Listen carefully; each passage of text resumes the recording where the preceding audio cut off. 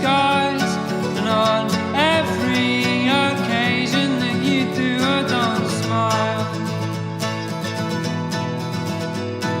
Every time you. So, welcome to Sensible Secondhand Classics. I'm privileged today to once again be with Alex from the Alex's Assets channel, and this is her 1967 Rover 2000 SC automatic, known as Mr. Jenkins. If you've been wondering why it's purple, then there are many things that you're going to be wondering about, but please take a moment to subscribe to the channel, and if you wish to click the join button to become a channel member, then that would be great too. Let's get into this car.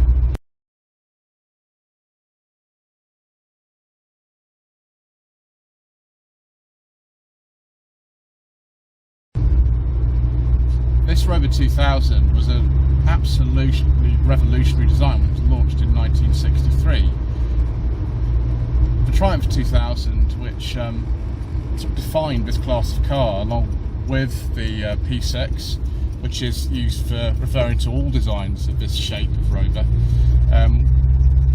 was really kind of in a new class. It sort of was not like a 1500cc car like the sort of BMC Farina cars, and it wasn't like an Austin Westminster, which is in the 3 litre class. It kind of sat between the two, although a lot of people preferred this sort of car because it was a bit more sporty dry. It wasn't so heavy. I mean, it's still a heavy car. We've got no power steering in this one, but nevertheless it was just a bit more of a kind of car which fitted the zeitgeist. You know, you see in the advertising for the P6 these sort of and the FLK registration cars that you saw in publicity material at the time, being used in things like, I don't know, someone's got a plane and they also drive a P6, because that's what you do when you have a plane. This is your fancy car. The engine was completely unique to the car. There were no other cars that used this 4-cylinder engine.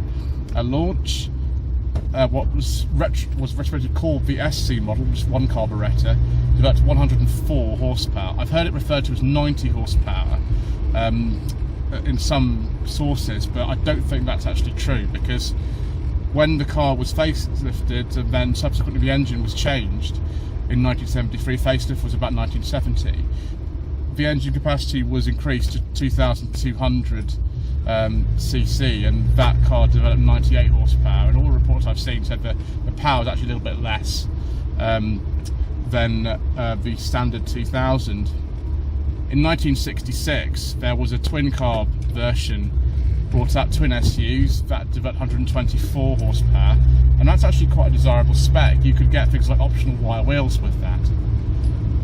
The one that a lot of you will be familiar with though is the 3005, which was what it was called originally when it was launched in 1968, or the 3500, which developed 158 horsepower from its Buick-derived V8 engine, a 3.5 litre one, because that's what the car was called. The 2200, the SC version from 73 onwards, developed 98 horsepower, and the TC version 115 horsepower. This is the automatic version, and in the classic Rovers book by James Taylor, which is an absolute sort of, I don't know, seminal reference work for these cars, he calls the automatic version very, very slow and best avoided.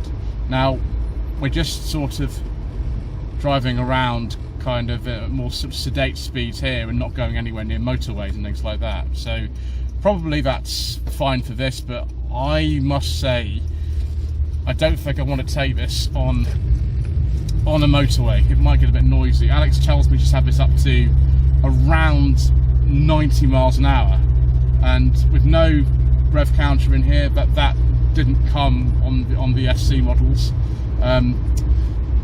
I don't know what the engine speed would be doing, but yeah, it might not be the best thing.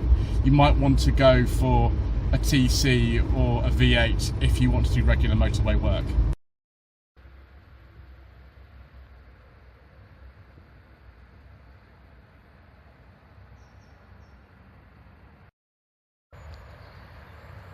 it's hard to sort of think about the context of the time that this car was launched, because it just feels like a member of a classic car fraternity. It has been for a number of years. I mean, it appears in a book called The Classic Rovers from 1983, and it's very much seen as that. I don't think I've known a time myself that this hasn't been considered a classic. The panels all sort of bolt off, so if you do spot bits of rust on this car, and there are a few, then it's not actually that bad. The rear wings on this car will be replaced, as will the front ones.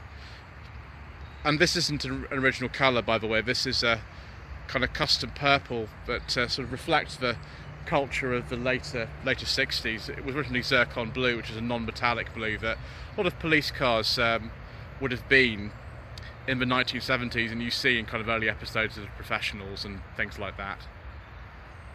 If we go round to the back, you can see the slightly later rear lights that came in for the 1967 model year, which actually have reversing lights incorporated. The earlier 2000s actually have reflectors at the bottom of the units rather than separate ones. See if I can open the boot with one hand. Apparently that's a little bit tricky. I have done it before. Hold on. There we go.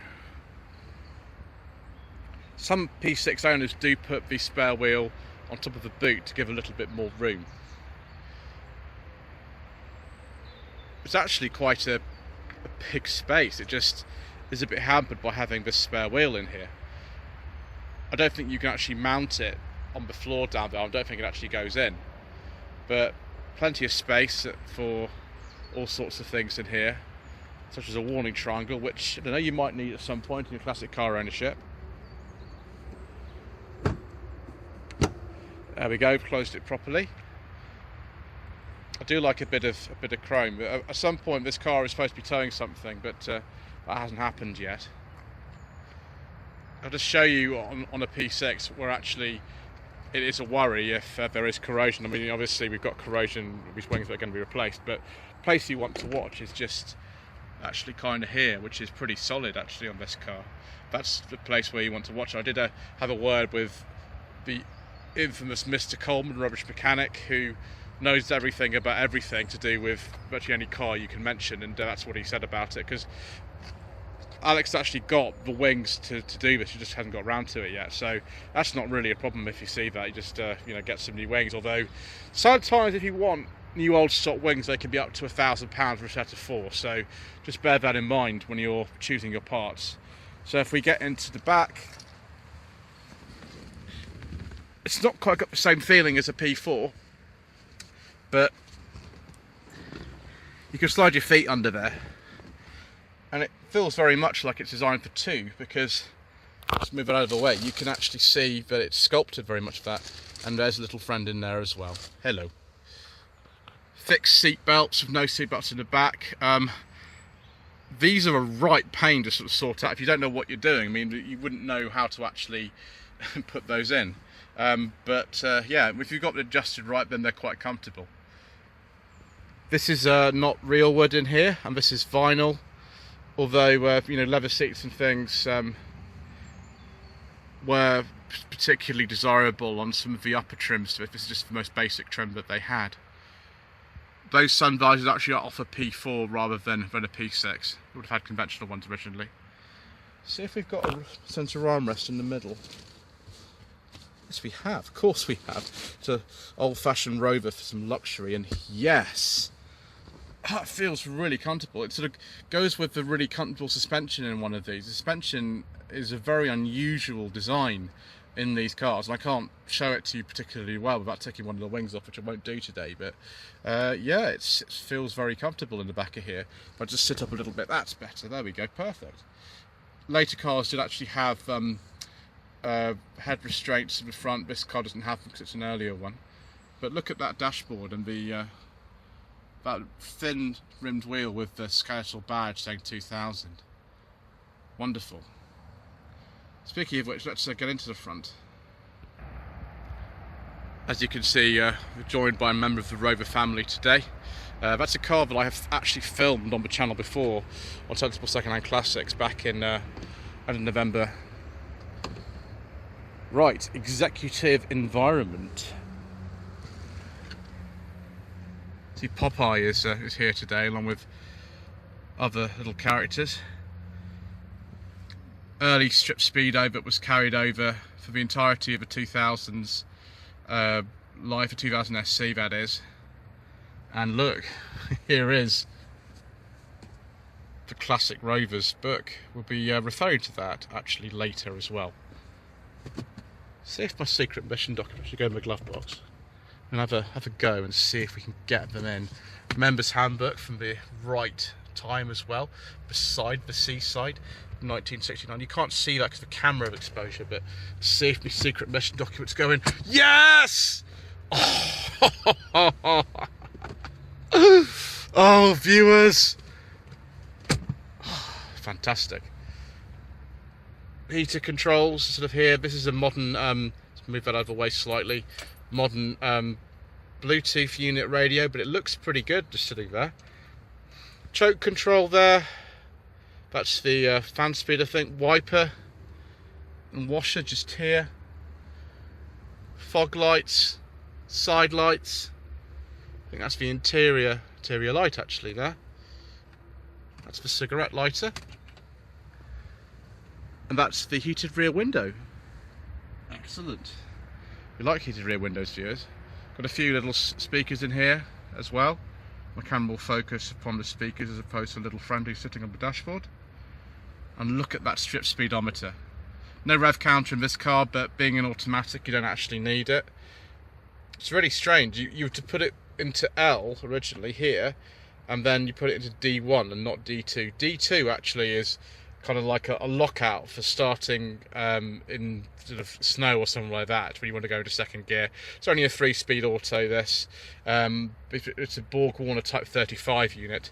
Normal handbrake. Here's me weird seat belts. I think that's an ashtray for the rear passengers. Yes it is. And there's one for the front passengers just there, because you know this is 1967 in this car and everybody smokes. There's a little thing there. I wonder what that does. Interesting. That is on the other side from where it normally would be. This is the indicator stalk here. Very, very, very light. Incredibly light. Just fingertip light. And you can either grab it like this or you can just do that. Excellent. Ignition key in the middle, like on a Jaguar E-Type or something like that of the era. And a little clock in the middle to see if you're going to be late for your appointment, because not the fastest car. Well, I think 0 to 60, this is about 14 seconds or something like that. Right, let's have a look under the bonnet, shall we? So here we are, viewers, the 2-litre 4-cylinder overhead cam engine developing in this instance to about 104 horsepower. The rocker cover should actually be a different colour. This has been painted to match the car, and this sort of purple tubing has been put in also to match, going to the washer jets, and we've even got purple windscreen washer fluid in here. But actually it looks reasonably straightforward to work on. The V8 cars have a different cross member in them, and one of the reasons why we've got this weird suspension where the coils go this way rather than this way is because there was going to be a gas turbine version introduced, and they were going to have things like headlamps in pods and all this kind of thing, but it never actually happened. The car only ever had the 2 litre and 2.2 4-cylinder and then the VX Buick V8 in it. We didn't have the gas turbine in it like the prototype. A T4 from 61 had the gas turbine in it. So pre-facelift car Series 1 looks quite different from the grille that was on the later ones, introduced in 1970. And these little tips up here were illegal in some countries like Germany, where you find that actually they had to sort of smooth that off because it was helpful when you're parking and things, but not very helpful if you're in an accident or somebody walks past it and just nips himself. You can see the wings will be replaced in this car. The wing mirrors actually are pretty useful. I've driven cars and, you know, you might have heard me earlier talking about them, or actually maybe you'll hear that later, where the wing mirrors are completely useless. Actually, you can kind of see a little bit with these, which is good. Although you could just fit a normal door mirror on there if you wanted to, and some nice quarter lights, which aren't very good for security though, unfortunately. But there we go. So the V8 would be considerably bigger under here, and with a different cross member. But it looks pretty easy to work on. There's no problems there. I mean, doing the front suspension is an enormous job. But in terms of taking the doors and the wings off, that's pretty easy. So yes, we've got the later Valence here, not the shark's tooth one, and an enormous Rover badge. Sort of thing that we like. Right, I think it's time for another drive.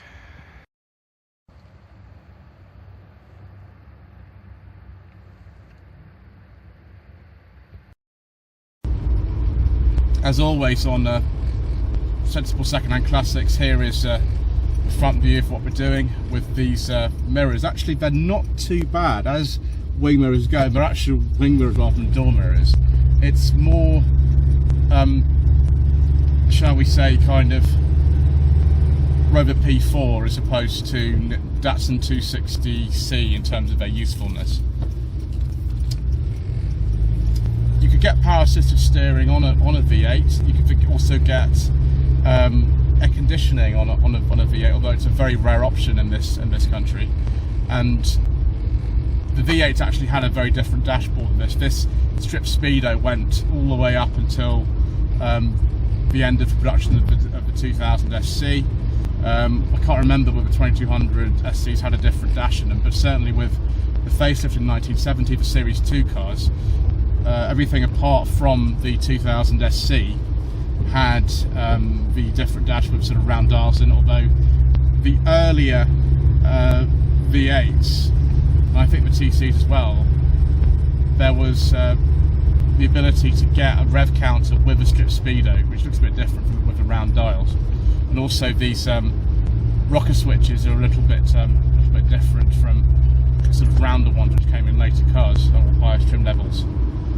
It is a bit confusing with the P6s because they kept doing all these little minor changes, and indeed this car is not like the earlier ones, which is what we call the shark tooth, or shark's tooth I should say, cars, which have a different lower valance, and also they have different rear lights. They don't incorporate the reversing lights. I think a reversing light was optional. Those cars were phased out in 1966. This is a 67 on an E.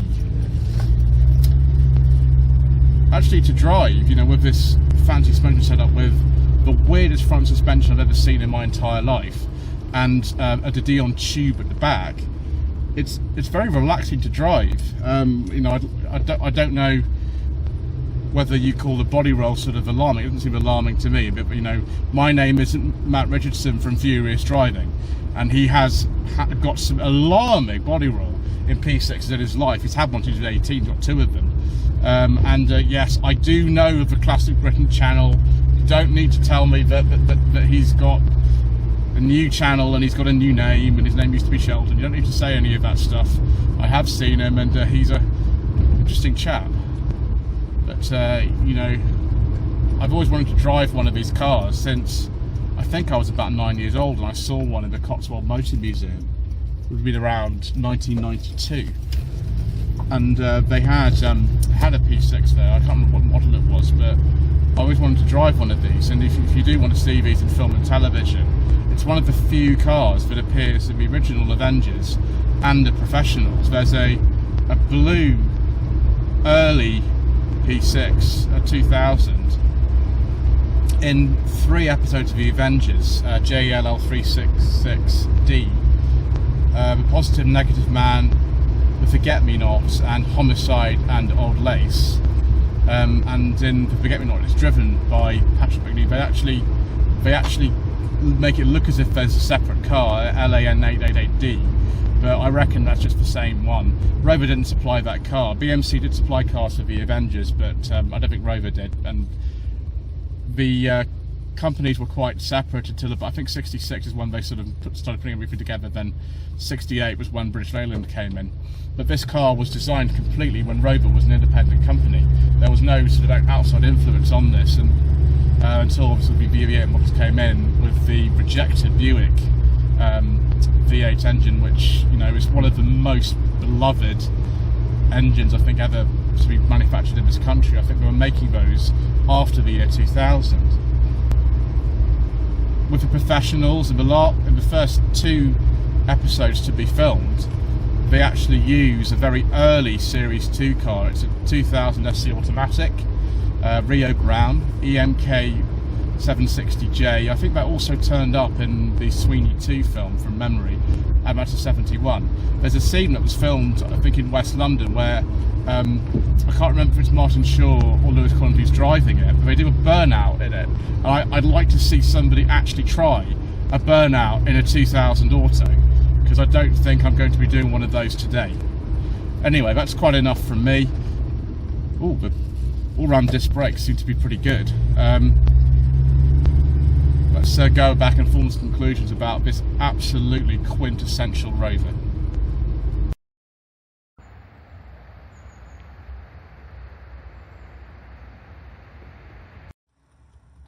So viewers, should you buy a Rover 2000 automatic with your hard-earned budget up to £5,000 as a sensible second-hand classic? Well, let me quote from James Taylor's book, page 124. Positively not recommended as the 2000 automatic, which is slow, noisy and thirsty. So according to one of the experts on these cars, no, you shouldn't. But what do I think, having driven this car that has been in the Professionals and the Avengers and, you know, things like the New Avengers and probably at times in the Sweeney films and all that kind of stuff? I quite like this car. I mean, I don't want to take it on the motorway or anything like that, but the thoroughness of this design and the way it's so obviously been kind of put together by people who wanted the best of engineering that was available at the time, even if some things haven't worked out in terms of the execution so well, I think is fascinating. I think Mr. Richardson, who has 2 of these cars, formerly known as Sheldon from Classic Britain, who absolutely loves them, I can understand why. I don't think these are everyone's cup of tea, but it's one of the few classes I've got into, and I just said, well, it's quite nice and easy to drive and comfortable. The ride is good. The handling, there is quite a lot of body roll if you push it hard, but it's not as bad actually as some people have told me that it is. I quite understand why Alex in particular loves this car. She's had it for a long time. The only thing I would say is that, just like a lot of other classic cars, there are loads of weird idiosyncrasies, and you've got to be aware of terminal rust. But, you know, that could be the same for a lot of them. Anyway, thank you ever so much indeed for watching this episode of Sensible Secondhand Classics. Thank you to Alex again for supplying this car. Don't forget to like this video, leave a comment below. There's a join button next to the subscribe button. If you wish to become a channel member, don't feel that you have to, of course. And I'll see you again soon for another Sensible Secondhand Classic.